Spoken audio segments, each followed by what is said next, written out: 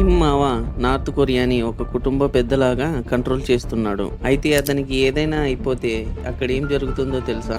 ఏం మాట్లాడుతున్నావురా?